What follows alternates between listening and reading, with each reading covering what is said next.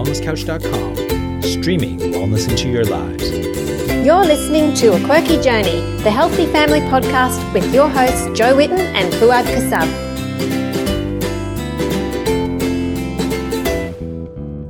Welcome to A Quirky Journey, everybody. You're crazy. These are your hosts, Jo Whitten and Fouad Kassab. Hi, Jo. How's it going? Hi. It's good. Are you half asleep there? I'm fully asleep. So, guys, talking in your sleep. This could be interesting. Completely. Yes. We're just recovering from our last trip. What's today's podcast, Jo? So today we have one that we've been looking forward to releasing for a little while, and we were just waiting for the right time. We are going to be helping with a what's it called? A retreat in Northern Territory next year. And so we had a chat with Karma from Hope for Health about what the work is that they do up there with the Indigenous people, helping them to get back to whole foods and real food, and just helping them with, they also help them with business and all sorts of things up there. And it's just an amazing, I guess you would call it a charity, would you? I don't know what they call it. Yeah, they are a charity. Yeah. So not for profit. Not for profit. Yeah. They're doing such an amazing job up there, and really it was kind of started by the Indigenous people themselves, which makes such a difference. It's just a beautiful thing, and we are really excited to be able to partner with them next year for this retreat and help in the kitchen. Woohoo! Yeah. So at the end of the podcast, we do mention that it's in October this year, but the dates have been postponed, and so it'll actually be April, May next year. We're not sure exactly, but the stories are sad, happy, fascinating. There's a lot of amazing stories in this podcast. Yeah. No, it was definitely an incredible thing to connect with Karma. If you guys have seen the Netflix movie, what's called The Magic Pill by Pete Evans. So Karma and her husband appear in that, and they're the people who are working with Indigenous people up in the Northern Territory. So it's a really good watch, that movie as well. So watch it, and you get a face as well to the voice, and really beautiful work by beautiful people. It was funny, the first time when I saw The Magic Pill, I was watching that part of it where they were working up in the Northern Territory, and I was like, wow, this is what I've been looking for ages, that someone doing this work, and I didn't know if anyone was doing it, and I didn't know how to get started helping with it. And it was so encouraging to see, and I thought I would love to be involved with that, but I didn't think anything of it. I didn't think anything would come of it. And then, Fouad, do you want to tell what happened with you? Yeah, I was in Kiama doing the wellness summit. Breakthrough. Base camp, yeah, with Marcus and the boys. And I was sitting next to Helen Padrin for the speakers dinner the night before. And I was having a chat to her, and Helen said to me that she got contacted by Hope for Health in order to come up and be the person who's advising on nutrition, because they're very much steeped into ancestral eating. That's the work that they're doing up there, is that they're trying to point the Indigenous people back to their traditional ways. So the health retreat is all about whole foods, and Helen has been asked to go up and help around that because she's a nutrition expert. So this is just sitting next to her. I said, I just couldn't believe, hearing that story, because I'd sort of seen the magic pill, and I thought, one day I want to connect with these people. I really want to go and see it.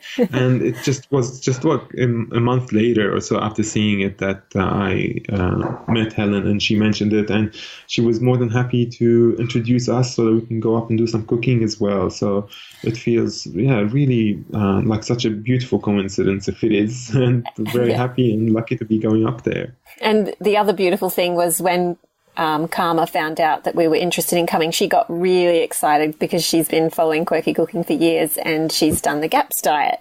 And she was so excited because she's like, that's how it all started. She said, because our family was doing the GAPS diet, and then people saw what we were doing and they needed help. And so we started helping them with food, and that's how it all began. So I was like, oh my goodness, how crazy thing, like you say, is that a coincidence? I don't think so.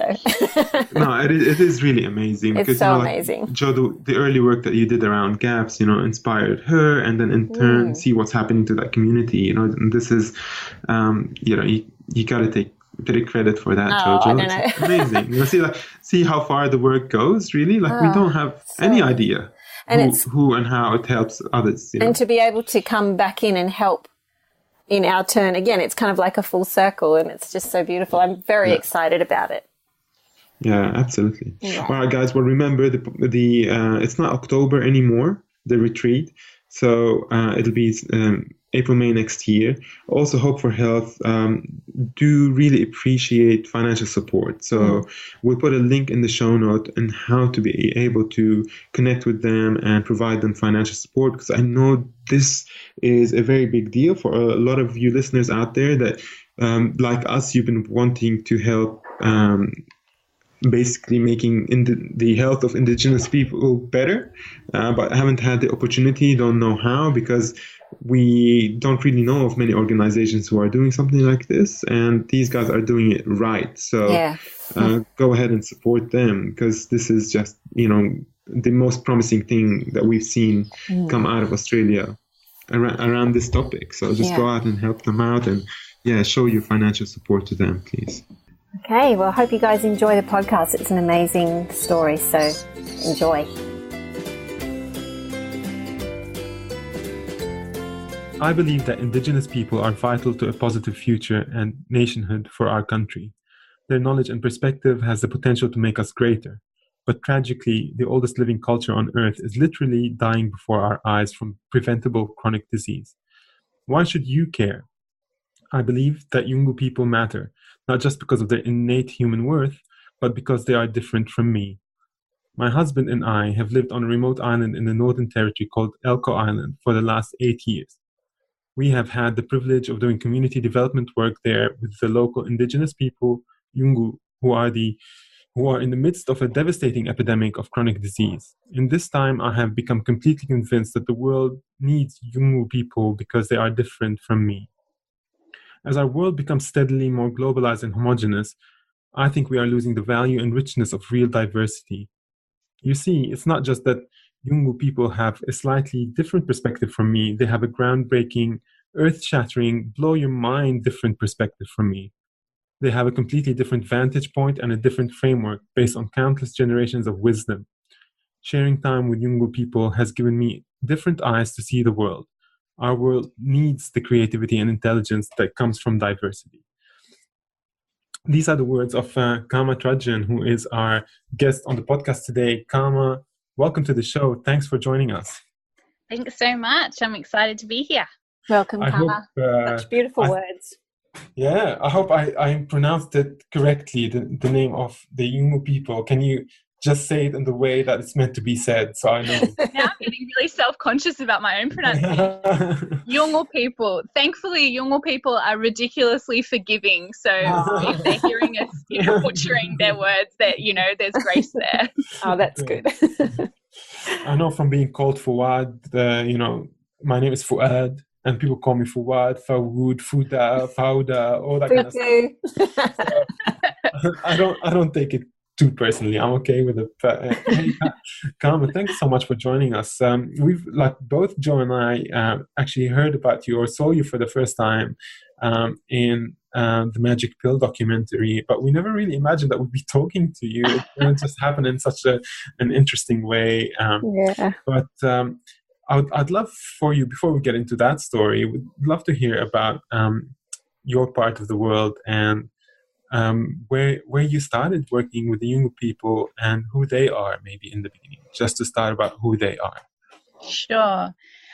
So the Yolngu people are the Indigenous people group that inhabit northeast Arnhem Land. So Arnhem Land is this fascinating part of Australia which many people don't even know exists. I actually grew up in this country and, you know, completed my schooling never having even heard of the place, which was a bit, well, I don't know, maybe I was in a narrow exception, but where did you grow up? Sorry, Karma. I grew up in northern New South Wales, in a country town, and so it was a fair way away. Yeah. So it wasn't until I went to university in Townsville and met Tim, who went on to become my husband, and he was going off on a trip to Arnhem Land, and I remember thinking, where is that? And he was going off to learn language, and I just was so thrown by that it was like, but you said this place is in Australia. Like, why would you be learning a language? Like, it just was so outside the picture I've got of our country growing up. So Arnhem Land is an area, it's about the size of Victoria, and it's the northeast kind of corner of the Northern Territory, and it's got a bit of a unique history in terms of Australian history, in that the Indigenous people, as they were being encroached upon by the pastoralists and people trying to set up settlements there, they actually won. So they managed to keep out the white people that were trying to take over their lands. And as a result, the government decided to turn that area into a reserve. So essentially the land is being returned to the Indigenous people, but that land is held in trust by land councils. So that's a slightly complex situation, but it is an area of land where the majority of people are the local Indigenous people, and they're able to maintain a significant amount of their traditional systems of doing things. But it is a extremely complex place. It holds tremendous richness and culture and just amazing value, and at the same time holds tremendous brokenness and confusion, because these two cultural worlds are clashing with the dominant culture, and people are confused and not getting access to information in their own language to be able to find the way forward. And so there is it's a really painful story to engage with, because it's still happening before our eyes, that people are dying from preventable diseases, and people are tremendously disempowered. Traditionally, they had a vibrant economy, which included international trade, particularly well known with the Macassans. They had really established trade routes, and a thriving international economy. And that was all shut down when different trade laws were brought in by the dominant culture, and through various mechanisms, welfare was brought in, and has become a very, very disempowering tool going on. And so my father-in-law has written an amazing book about Arnhem Land, and it's called Why Warriors Lie Down and Die. And that is very much the picture that we are talking about. Incredible warriors who were able to protect their land, who are now lying down and dying because of the disempowerment that is going on. What kind of community work did you guys begin with there in your area? I think your husband and yourself both studied community work, and that's what you've been doing there for the last 8 years? So we're a little bit more complex than that. Okay. So my husband Tim is his background is in anthropology as well as science, and my training's actually as a medical doctor.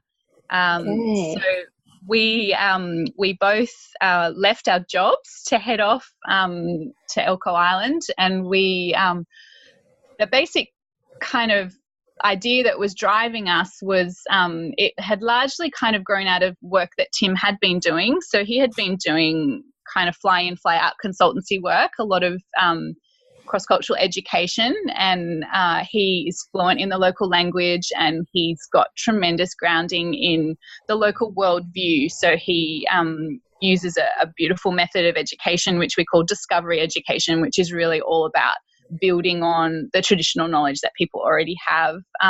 So he was doing different contracts in community education. And at the same time, he'd been asked by a Yolngu family to support them to start their own business as a family. And that's kind of started a really kind of epic journey of unpacking all the traditional economic terms and, and they're all there. There's concepts for all the complex, crazy systems that we have of superannuation and taxation and everything. They're all there in traditional culture, and you just need to build the bridges. And so that was going on and really exciting. And Tim was being flown out to, give education about various things. And we kind of started seeing this pattern that it was like, whilst he's being flown out because someone somewhere else has decided that Yolngu people need to know about X or Y, that whilst he was there, people had been hearing about how he was helping this other family start their business, and they're saying to him, oh, could you help us start such and such, or we really want to do this, do you think you could help? And we started to realize that was actually where the real work was, and that we needed to find a way to be actually available to do that, because he kind of didn't have that much time left on the side of his real work. And we really were seeing the difference when what people were working on was coming from inside, where it was something that they were initiating and were motivated and driven and to achieve. And there's this kind of concept that people are are not trying to do things for themselves. And I guess what people aren't able to see from afar is that people are desperately trying to do things for themselves, but there are so many obstacles and barriers and so little support to overcome those things, and so much resourcing going into other people's plans to do other things that kind of trample out what people are trying to do for themselves. So we decided to leave our jobs and just go and make ourselves available to support whatever people were trying to do for themselves. And we tried to keep that as broad as possible, like not put it in a box of, oh, we're here to support business development or we're here to support X or Y, that it was just we would respond when asked for help. And, we had a framework that we put together to try and ensure that we were actually being helpful and not just kind of perpetuating welfare dependence and not really helping anyone. We based that all our work heavily on Tim's dad's work in Why Warriors Lie Down and Die. And for that model, we also drew a lot on the work of Ernesto Siroli, who developed an enterprise facilitation model. So we, I guess myself, having a medical background, I secretly hoped that I'd be able to help with something to do with health. But I guess, the last job that I'd had before we headed to Elko was at the Aboriginal Medical Centre in Darwin. And that was an amazing learning opportunity. And I guess I was just seeing how much more was needed that the system wasn't able to provide, and that if we weren't kind of just meeting people where they were actually at and the next steps that they were trying to take to move forward in their life, then you were kind of not really able to help. It's like we kept trying to throw things in downstream when people were just not there yet. What is the current state of health there? So, Yolngu people are experiencing just horrific health, and it's there's horrible statistics which I know some people are aware of. I'm not great at spouting statistics. Sorry, right. Just give us a general idea. I'm not terrible.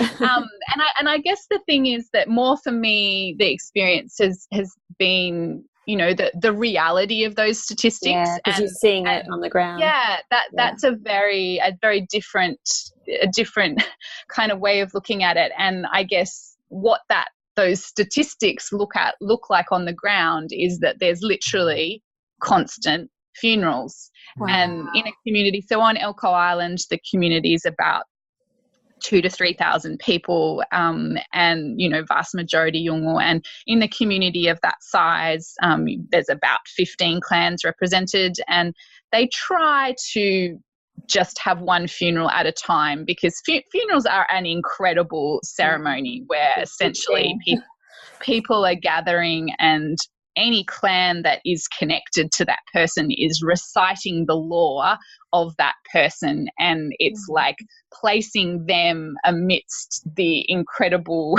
law and context that they are from, and also placing them in the line that's passed and in what's going to carry on. And it's just an amazing celebration of who they are and where they fit into everything. And so a number of different clans are involved, and so they try and do just one at a time. That's not always possible, but so essentially it leads to a situation where you have this backlog of funerals. So it can be at any one point in time there is 6 to 10 funerals waiting to happen, and so sometimes it can be like a 6-month delay, or even more sometimes after somebody dies before the next funeral can actually happen. Age? Like, what's the average age?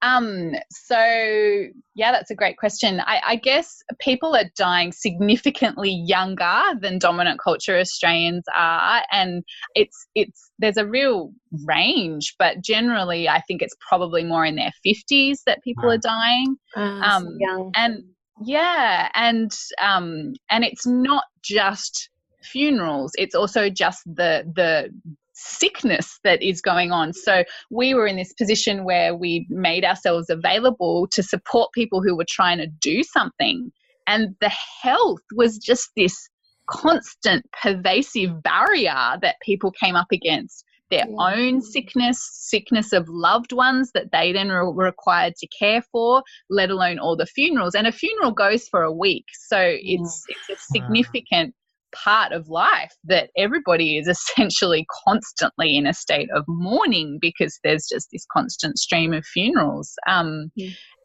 let alone all the sickness and significant sickness, heart attacks and strokes and all of these things that are going on as well, just in the background of that. So health was just kind of this massive issue, just in your face with everything that you were trying to do. And it has that always been the case for them, or what's like? No, definitely not. So when my father-in-law was a missionary in Arnhem Land back in the 70s, and it's we are so privileged to have like all that corporate knowledge from him to be able to carry on, because we've basically got a lived experience of this entire period of time from when people were vibrantly healthy. Yeah, and seeing the difference. And that whole journey of everything falling apart. And so it's amazing to be able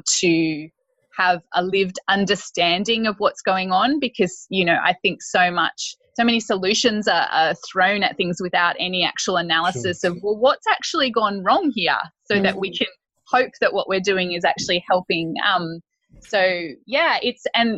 the scheme of things, Arnhem Land has a relatively short contact time with white people. So, it wasn't until really the 50s that significant numbers of white people were coming into Arnhem Land and bringing, displacing things like the modern displacing foods of sugar and flour and rations, stuff like that. So initially, for a long time, people were still eating a traditional diet, and they were maybe, if they'd engaged with the missions, they were maybe topping up that diet with these ration foods. So what people actually experienced in that was that their kids grew bigger. And so they were interpreting that as, this superior Balanda food, because everything else, Balanda is the word Yolngu used to refer to non-Indigenous people. Okay. So they were having messages sent at them from every which way that Balanda are superior and all of their technology is superior, and obviously their foods would be part of that. So the initial engagement with those foods was considered quite positive. And I guess on the back of that is a kind of picture that, traditionally Yolngu used the abundance within nature. We feel that the using the label of hunter-gatherer is really, really doing no service to Yolngu, because it's not an accurate depiction of what was going on traditionally, and it makes it seem like a really haphazard primitive way of engaging with your environment, but it was actually a highly sophisticated farming that was going on. And it was just farming that doesn't look the way that our farming looks, where we annihilate an environment and rip it, bare, and then we put something else in there. They had incredible methods of using the natural environment and ensuring that the resources were going to be there when they came back next season. So that might be, you eat a yam and you've got to replant the end of it every time, or, when you go to a turtle egg nest, you only eat a certain number of those turtle eggs and you have to ensure that a certain number are left, and you only fish in certain areas, so you're leaving the areas where breeding's going on, and just incredibly detailed, sophisticated laws to govern all of that. And so people were enjoying this abundance that nature provided, and they weren't really having to think of, there's, aside from those, there's foods that, actually traditionally those foods that are poisonous are not actually considered food. They're considered a non-food. So food was something that you enjoyed, and you enjoyed it in a season when it was available. Yolngu have a honey season, which is a wonderful time of year, but it's a season and it's short, and then there's not much sweet stuff for the rest of the year. That's interesting. So, there was definitely not some sense of food is something that we should be suspecting as causing ill health, or something we need to be aware of that it could be harmful, or so it was they trusted the food. Absolutely. So in that, in our initial, it was 5 years that we were living on Elko before Hope for Health started, and in that time it felt really hopeless. It felt like this horrible just this horrific picture going on around you of people constantly dying and people constantly getting really sick, and just not seeing any pathway through it. And I guess the way that we were working was very, we were trying very hard to be responsive. So we weren't trying to force ideas on anyone. But the fact is that even if we were, it doesn't work. So, we tried to, I'm obviously someone passionate about health, and I would share that, just being me, who I am, with Yolngu that I was working with on other projects. But it was just not something that people were engaging with. It was not something people were thinking about what they should be eating, or thinking that there could be an issue there. And at the same time, I remember a lot of conversations with people talking about, how hard and sad it was, what was going on, and just that complete sense of being totally in the dark about why it was happening. And I think sometimes when we're in the dark about things, we can often over spiritualize them, and I don't want to under spiritualize things too, because I think there's a spiritual element to everything, but if we don't have information, concrete information to hang on to, that we can tend to feel that there isn't concrete information to have, and that maybe it is just a spiritual issue or a cultural issue, or that maybe it's because we're not practicing this tradition or that. And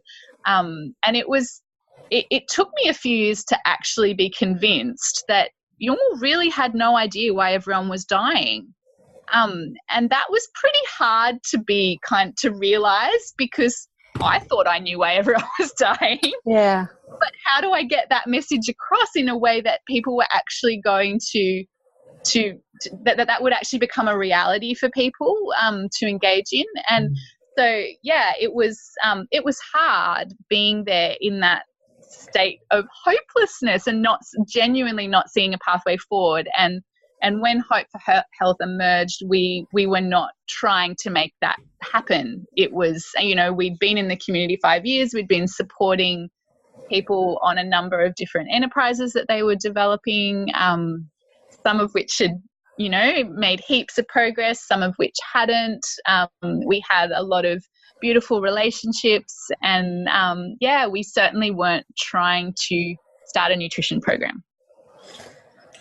Wow, that's such really so much really to ask here, and I think maybe we'll zoom in on the nutritional aspect and you work with that. You mentioned before that you're a medical doctor, and are you still, or do you still practice? So no, I stopped practicing medicine when we moved to Elko, and I didn't know if that was going to be a permanent break. I still don't know, but I have found it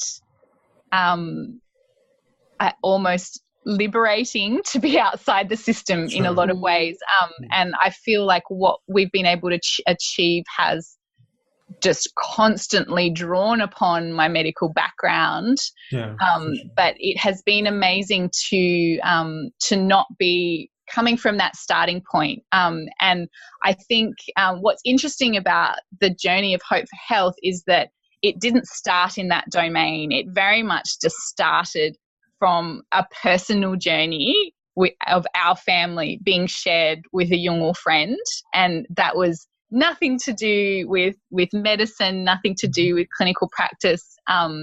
And it almost was a surprise to me when it became something like that. You know, there was a point. Happens so often. So we'd been living in on Elko for about 5 years, and we had a very dear friend, Yolngu friend, who was very sick, and we were engaging with this as people, as friends, you know, and in a sense not even in the community development framework that we had for ourselves on Elko. And we were trying to work out what to do for our friend because we were really concerned about her. And we had no idea that was going to lead to anything. I guess as a few steps back from that, we had gone on a pretty massive healing journey ourselves as a family. We had always been very health conscious, and I think had pretty much stuck with the mainstream kind of paradigms of that. I'd been eating extremely low fat for a good decade, and I'm a pretty extreme person, so if I do something, I do it all day. So I did not miserable years of your life. Yeah, totally. So and we had a really heartbreaking story unfolding where we had lost our first baby, our first little boy, from a preterm labour, and that had happened. We were actually just literally en route to moving to Elko when that had happened. So these stories are all so intertwined. And we expected to, we carried on with what we had planned, and we moved to Elko, and we had expected to be able to get pregnant again. It hadn't been a difficult thing to get pregnant the first time. We started a very heartbreaking few years of not being able to get through a pregnancy, and that was kind of going on in the background of everything that we were engaging with in Elko. And, in hindsight, we are quite grateful for a lot of that journey and what that was able to do in us as people in terms of engaging with a community that is very broken and very just carrying so much pain and trauma. It's just interesting that was an experience that we went through just as we were stepping into that space. And I think that was a gift in many ways. We had to do everything possible to try and get through a pregnancy, and everything was failing, and it was obviously complicated by the fact that we were on a little island in the middle of nowhere and very under-resourced. But we were trying so many different avenues, and in the context of that personal journey, we came across the work of Weston A. Price, and it was being kind of shared with us in the context of, this guy's research shows that traditional diets all included these special foods called sacred foods that they gave to women who were trying to get pregnant, and they believed that it enabled them to have healthy babies and get through pregnancies. And I was like, oh, well, that's really interesting. I'll have a look at it. And it was a bit confronting for us to discover the nature of these sacred foods that were all extremely high in fat. Animal fat too. And so this was kind of quite groundbreaking for us, and just a really different paradigm that we had just never thought of. We just never thought of questioning the dominant culture paradigm and how we were eating. And it was just an amazing journey to be able to unpack all of that in the context where we were living, where I don't know if your viewers, they're probably all very familiar with the work of Weston A. Price, but it's just amazing because what's going on for Yolngu is a Weston A. Price story. And it's unfolding today right in front of our eyes, that we have people who were vibrantly healthy on a traditional diet, who had modern displacing foods come in and have now got all the typical patterns of chronic disease that are happening all over the world from the same story. And I guess obviously it was very easy for us to validate the work of Weston A. Price, because we could look at the information he was saying and we could find it in this living culture in front of our eyes. But we were also seeing the contradictions that were kind of being forced on Yolngu because of that, because, in Yolngu traditional culture, fat is duyu, that means holy, and it is prized, and like the entire Yolngu calendar is designed around all the signs in nature that tell you when particular animals are at their fattest, so that you know that that's the time. So you've got, that particular bush is in bloom, that means the stingray is fat now, let's go out and get some stingray. Wow. This particular thing is blossoming now, but this is when, there's going to be lovely fat turtles, or there's going to be when the oysters are going to be at their plumpest. And so it's all the entire calendar is centered around fat, and when you get those animals, it's all about the fat is the most prized bit, out of the land, that's that's what people want.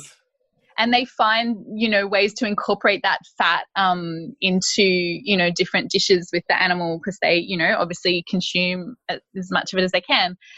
So it was fascinating to see that in the Yolngu traditional context, that is people's relationship with fat. Then we hear Yolngu talking about, in the dominant culture paradigm, what they've been told is healthy. And they know that they've been told you're not supposed to eat fat.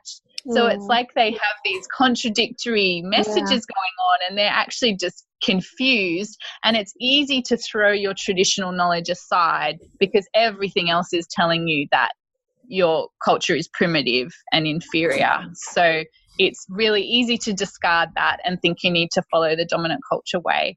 So it was, and, it sounds kind of silly to say it, but in a sense, this was all going on in our personal life, and we had an amazing journey, and we embraced fat and, and got skinnier as a result, and, completely changed the way we were eating. And we now have two beautiful boys, a 5-year-old and a nearly 2-year-old. And, it's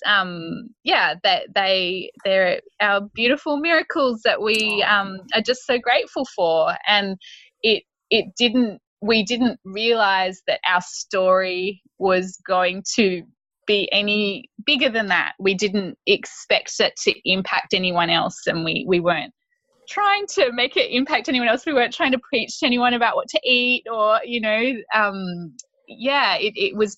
was not on our mind at all. So when our dear friend got really sick, we really wanted to do something to help her, and we offered to share our meals with her. And I guess I wanted to frame it in that, what we were sharing were meals that we had spent years. What was she sick with? Sorry, Carmen, what did she have? So Birchlow was sick with ischemic heart disease and diabetes. So she was so short of breath from ischemic heart disease that she had to be in a wheelchair now. She's in her 40s.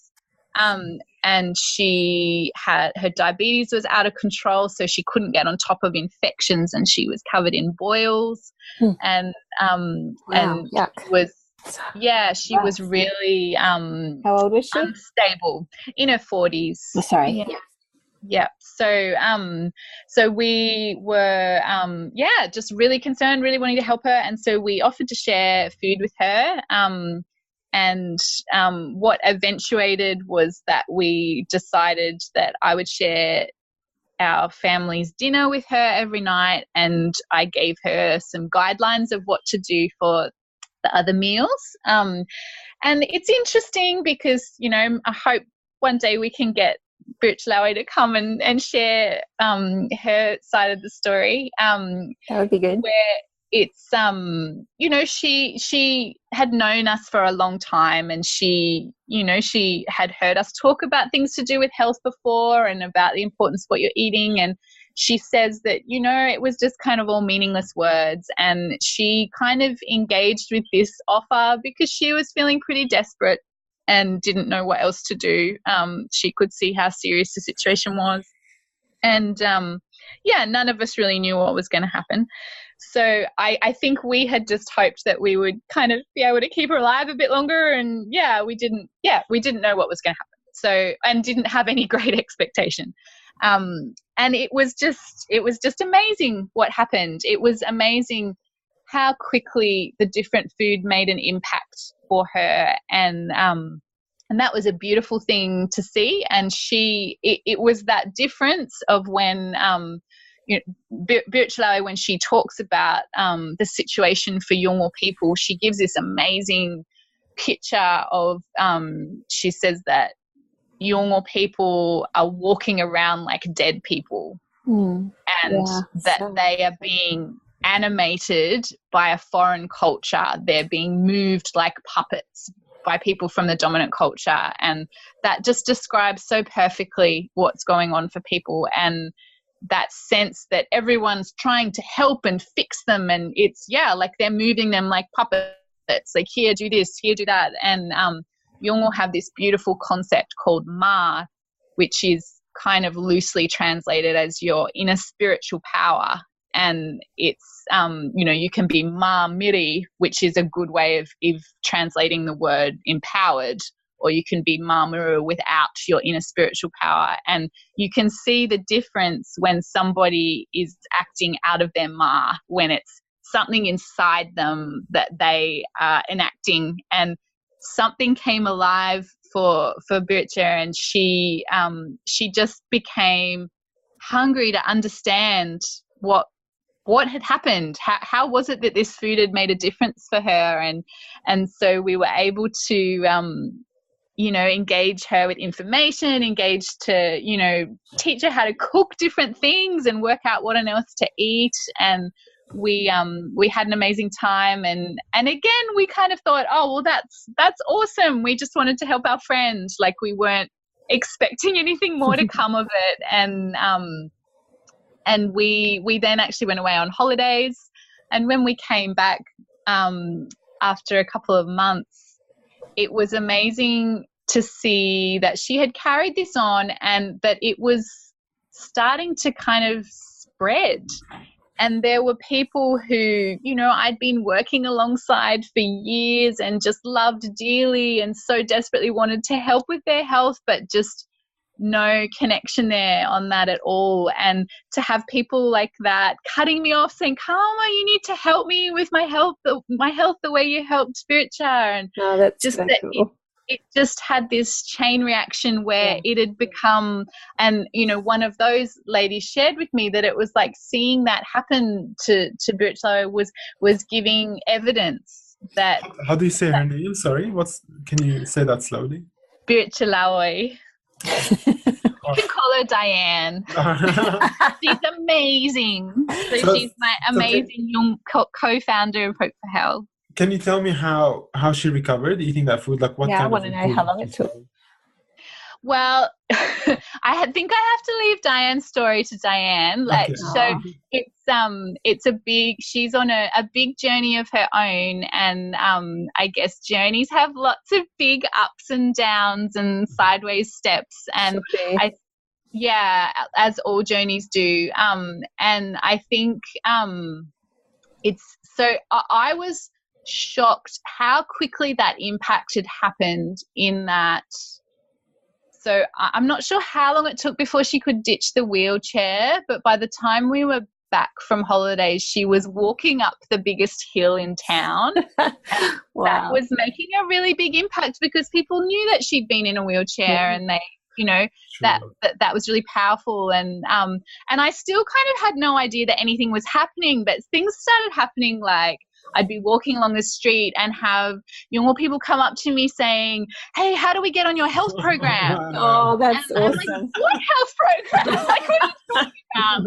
I wasn't even supposed to be working home with my 8-month-old son. Like, it wasn't, like, what are you, and there was nothing about it that was work. There was nothing about it that was a program. It was just, you know, it was just sharing food with our friends. And so when it was being, started to be approached as, this program, I was like, what are you talking about? It's like, what program? At what point did it then become, that's a good idea? So we, it was obviously, you know, like we knew that something had really happened here and that we needed to take that seriously, because it's not like we were in a context where positive things were happening all the time, like, and let alone in the area of health. So it was like, wow, like what is it that has happened here? And so Birchsara and I kind of really had to sit and analyze, like, what is it that has made this come together? And so we really saw 2 key themes, and one of them was about being able to use a framework that made sense to Yolngu, because it was just connecting to the framework that's actually the one that's in their head, and it's actually who they are, and to just be able to reconnect with that and validate that. Not and to obviously give them something new that you're like, here's another dominant culture idea of health and you should try. Yes. Okay. So it's not saying in order to be healthy, you have to change who you are, you have to change how you live your life. And it's just all the evidence is to the contrary, because Yolngu were in vital health before we came along. So clearly they knew something. It was amazing to just be able to validate that traditional knowledge. And I cannot tell you how powerful that is when you are able to validate that for someone. It's like you can just see them stand that little bit taller, like just that little bit of pride in who they are and the knowledge that they contain. And, you know, it's something that I'm so passionate about when it comes to particularly audiences that do know and love Western A Price, because I was in that place where I was using this information for myself, and it really helped me, and it was amazing information. And I'm really grateful for all those traditional cultures that have stewarded that information that I can now benefit from. But have any of us stopped to think, do we actually need to go back and tell them? Because they're missing this information for themselves, because they're being told that their own culture is wrong and primitive and stupid. So they're not looking to it for answers. And we really need to go back and tell them that they had it right all along, because they're dying because of that. So it's, so I feel like I am so thrilled that I now have a charity where people who have been on this journey themselves, because health is something that kind of innately has to be a little bit selfish, because we have to invest in ourselves in order to achieve those outcomes. And that's valid and necessary and awesome. But it's also a privilege when we can pay that back to people who have given us that knowledge that we've benefited from and need it desperately themselves now. So it's just awesome to be able to have channels now in place where that can be happening. How do you do it now? What's the function of the charity? Well, so what we did with this story that was unfolding, we basically saw that the experiential learning was really key, because essentially we're dealing with people who are completely and utterly malnourished. And when you are malnourished, you have no energy, you have no clarity of thought. It's actually just really hard to do stuff. And so it makes total sense that to have some person coming along and talking at you, especially if they're just talking at you in English, which is not your language, about changing radically all these things in your life, it's kind of a little bit unrealistic. And you've got no reason to care or think that your reality could be any different. And that's part of the poison of being disempowered and welfare dependent, is that you don't believe you have the power to change the world. You don't believe that you have the power to change your own world, let alone anyone else's. And so you're kind of starting from a place that doesn't believe that there's anything that could be done, that no choices you are making are having any impact on your health and well-being, and they're all external factors that you don't control. So that's where people are starting from, and we need to break that cycle. And we didn't realize that we were stumbling upon that when we shared our food with Diane. Yeah, so we is definitely we're going to come up. Yeah, all right, please keep going. Yeah. So we then decided to replicate it with 2 more ladies who were asking for help, and it's just so beautiful when this can become, I can respond to you asking for help now, because you're seeing that there's a pathway there that you want to be part of. So we did that, and that was awesome. But yeah, we very soon discovered that, I was a stay-at-home mom and I didn't really have the capacity for cooking for vast quantities of the community. So we needed to come up with a more sensible way of doing this.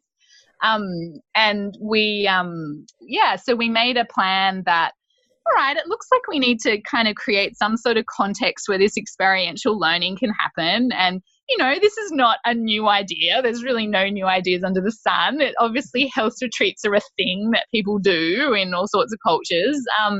And so I guess it's that sort of idea. And, we were trying to stop this just being an extension of me and my cooking, and showing that this is something that is a model that we can work out a way to do Yolngu style, and we can, we want people to have this experience themselves, and from that place be able to kind of pave a way forward. So we decided to take a group of 12 women to an established health retreat. And we were just thrilled to discover Living Valley Springs, as it was called then, Living Valley Retreat, that they used a model that was really consistent with what the Yolngu traditional diet was, because that was obviously, at the heart of what we were doing and wasn't going to be a helpful step otherwise. So that was just brilliant. And again, a really validating step that it's saying, not only is this how you used to eat and be vibrantly healthy, but it's actually a way that a lot of other Balander have been starting to eat and finding awesome health results. So your knowledge is actually being used to make other people well as well. And that's so good. That's just awesome. So we fundraised. We did a crowd fund. I had no idea what I was doing, but we managed to tap into some amazing networks of people who were equally as excited about this happening. And that was such an eye-opener for me, because I was just so scared to ask people for money, and we'd been so used to just getting on with things without any funds, and it was hard when we needed this money. I knew that this step needed to happen, but I had incredible things happen. Like, I had people sending me messages saying, I've never been so happy to have my credit card billed before. And just beautiful things like that, where it was, people, I've been so wanting to contribute to the Indigenous health crisis and just didn't know how. And that was just me. it's so amazing to see that we don't have to do it on our own, that there's actually this amazing community of people that care about this, so and many people care about it, and want it to happen. So that was it was a bit bizarre for fundraising to turn into a really positive experience. And it doesn't and somebody did point this out to me, which was so beautiful, that it was like, how beautiful is this, that this money for this to happen has come from people willingly choosing to give and sending all of their best wishes, as opposed to it begrudgingly coming from a funder who doesn't want to spend money. And I really believe that it's like you could feel that love and energy coming with us on the journey. And so we took 12 Yolngu women to Living Valley for 2 weeks, and that was amazing. And it was just such a positive experience on every level, not just for the Yolngu, but, surprisingly for the dominant culture people that happened to be at Living Valley Springs that week. I had people telling me that Yolngu being there at the same time as them was the best thing that had ever happened in their life. That's awesome. Isn't that beautiful? It really was beautiful to see that people could come together with this common need to improve their health, because we just have everything telling us how different and separate we are as Indigenous and non-Indigenous people, and to have that equalizer of we all need to learn how to be healthy, and to have it happen in a context where Yolngu are being lifted up because their knowledge is being valued and shown to be relevant for us today. So it's like we're coming together in a context that's lifting up Yolngu enough that it can be equalizing, and we can just have this shared experience and that's empowering everyone. And so that was just beautiful. And we then went back to Arnhem Land and started the real work of, this crazy journey of how do you support people who have discovered their personal power, who have discovered that the food that they eat impacts their health? And often for people who are disempowered, this is the first example of them realizing their personal power, realizing that what they do helps create their reality. And that is just an amazing step, but it's also a really, really hard step, because I think, we all want to empower Indigenous people, and that is such a buzzword, and it all just sounds so magical and fun, but it's actually not, because the main part of empowerment is responsibility. It's an opportunity to take responsibility, and responsibility can be hard. And it was just the most amazing journey coming alongside these women who were trying to make change in a pretty hostile environment that wasn't ready or welcoming change, and being the first in their community to really be pioneering how that works. How do we get access to the foods we need? How do we integrate this into the way our life is now and the way our families and households are structured? And there is so many obstacles. And, when we think about a dominant culture person who's decided that they want to improve their health, they just have at their fingertips just this myriad of resources that they can access at their, free resources on the internet, endless versions of, groups that they can join, support groups either online or in person, endless resources that are in their language, and just endless opportunities to join with other people and improve their skills. And so just seeing for Yolngu that there was nothing, and we had to create anything from scratch. And, that's all really overwhelming, because you can only do these things one step at a time. But it's this journey that is just slowly gaining momentum. And the thing that is the game changer in it all is when we can do these retreats, because it increases the peer group that are on this journey. Because everyone kind of can have this naive idea that it's like, oh, we can just, give 12 people this experience and they'll be able to take it back to their community and tell everybody what to do. And they'll be able to just educate their whole family or something. And I don't know about you guys, but that is certainly not the reality in my life. I have been on an incredible health journey that's had incredible results. But there is a significant portion of my family who do not care or think that is at all relevant to them or their life. It takes a lot of time, and it takes a lot of them seeing your changes and experience. Absolutely. And also they need to hit that kind of point where they're desperate for something. Yes. Absolutely.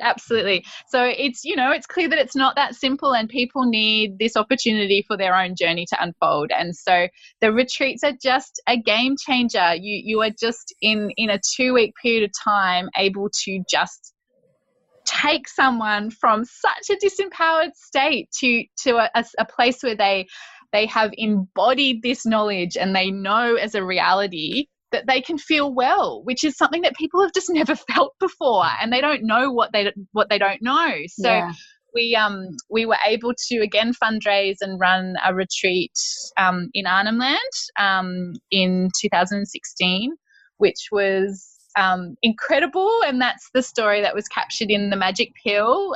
So Rob Tate came and caught it all on film, which was slightly overwhelming, because it was the first this, and it was all being caught on film. Well, it was amazing, so don't worry. Yeah, so that was a real privilege to be able to have that story being captured, and just, you know, a couple of examples of the journeying that goes on shown in the documentary. And again, it's such a privilege when the Yolngu story can be placed in the context of a story that's happening all over the world, and where it can be part of informing our understanding on the whole of what's going on in nutrition. And it's all just a really empowering thing for Yolngu to have that going on. So we then, we've been keeping really trying to keep really clear records of the results that we're getting as best we can, and they're very concrete and tangible, that we're getting really significant improvements in people's health. And that you know, obviously we hope that leads to a sustainable funded program, but that is a challenging journey, and it's one that is tricky for Yolngu to understand, because, you know, some of the participants from the first retreat we did in Arnhem Land, they, you know, it was so amazing and life-changing, and they wanted them to keep happening. And, you know, the year after the retreat, the first retreat in Arnhem Land, we weren't able to get the funding sufficient funding to run another retreat, and it just didn't make sense to people, and they're seeing money being thrown into so many things that are not doing anything. And one lady said to me, it really hit me like a ton of bricks, where she said, "Do Ballinger just want us to die?" Aww. And it was like, oh, far out. Like, I can see why that is. I could see why you could go there, but it's not that simple, you know.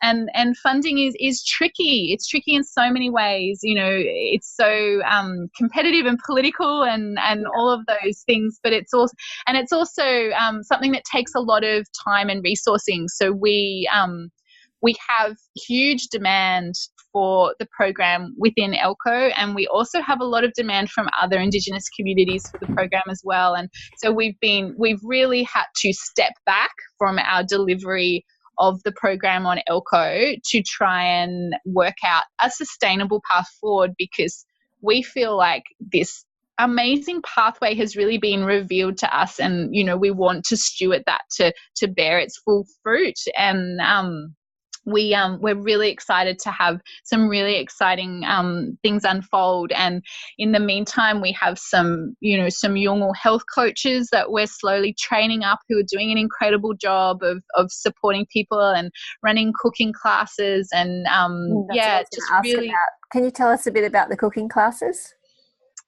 Well, what we try and do is kind of give people a framework where they can take their traditional knowledge and know how to apply it in a shop, because it's just not realistic that people will just be eating traditional food.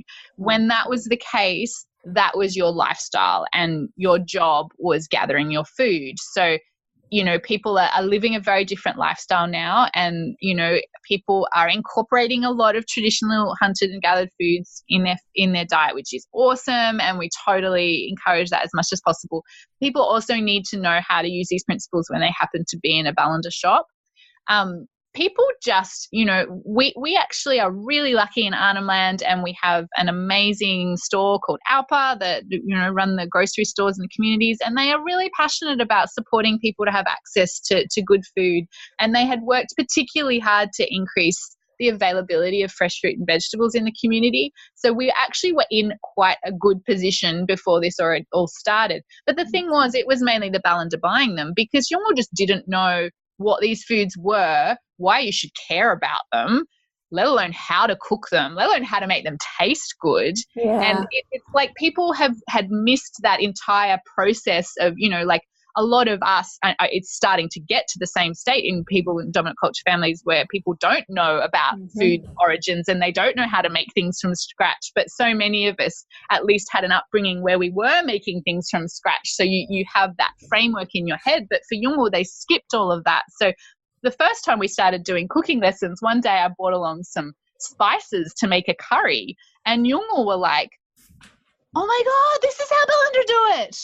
Like, this is how they get flavor in their food. Oh. This is just like how we did it as Yolngu." And it's beautiful when, you know, because people were using the little flavor packet from 2-minute noodles to flavor other food if they were cooking it themselves, because they just didn't know how else to get the flavor in there. Yeah. So when you can just show them different examples, and not in a way that's saying this is the way to do it, you now have to, cook a curry with spices or something, but it's just let's just share information about different ways this can be done, and you get to work out how this fits in with the information you already have. And so people were able to go, oh, that's just like when we used to get such and such leaves from the plant and use that to flavor the fish. And so not only does it validate their traditional knowledge, but it also gives them new access to new flavors and things to enjoy, which, we all enjoy that. So we have some awesome Yolngu staff who are, doing a great job of demonstrating these dishes for people, and we do beautiful family meetings. We go to people's houses and they cook up the meals with people demonstrating it, and everybody shares and gets to talk about nutrition and food, and everybody just has fun. It's just enjoying good food and realizing that good food can be good for you. And it's just a beautiful way to spread the message and make it practical. And so it's definitely a big part of what's going on to try and give participants the skills to implement this stuff in their own life, which is not easy. And the retreats are definitely not a magic pill. They're an amazing, they catapult you onto a journey. Yeah. And it's I just can't tell you the difference from before, when you were in this context where there was just no hope, there was no pathway, there was nothing. And to see, it's like we now both see the same pathway and we want to be on it, and everybody falls off it, everybody gets stressed and falls off track and overwhelmed at times. Absolutely. But they know that the pathway's there and they want to get back on it, and we are only going to be getting a bigger and bigger peer group, and only going to be getting better and better at finding the culturally appropriate ways to support people that are trying to make that change. Wow, what a beautiful thing that you're doing. That's just so special. And I love that it was begun mostly through partly your example, but the example of the Yolngu. I can't say that word. Yolngu. Do I get it? Yolngu. People. It's just so good that they're beginning this themselves, and it's just going to spread, isn't it? Yeah, we certainly hope so. And I guess a big part of that is us being able to find the ways for that to be financially viable. Do you get any help from the government? So we currently have some help from Stronger Communities for Children to support our health coaches, which is really vital, because if we can't continue to build their capacity, we really lose the presence on the ground in the community, which keeps the momentum going. So that's awesome. And we have some support from Alpa, the grocery stores, and we have some support from Tier Australia. But we are completely dependent on individual donors to really be able to keep going. And so, it's just incredible that people have partnered with us. Some monthly donors, some one-off donors, and it really it's a very tangible impact that donations are making. So we're really thrilled to actually be hosting a retreat in October. We have a philanthropic grant which is making that possible.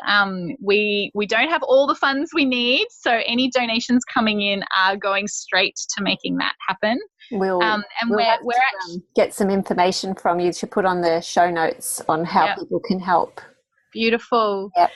We for this retreat, we're actually trialing a new location for the retreat, which is a bit of a big deal. So the retreat in Arnhem Land was on a homeland, and we had to build bush toilets and showers and bush kitchens and bush treatment rooms and all sorts of craziness.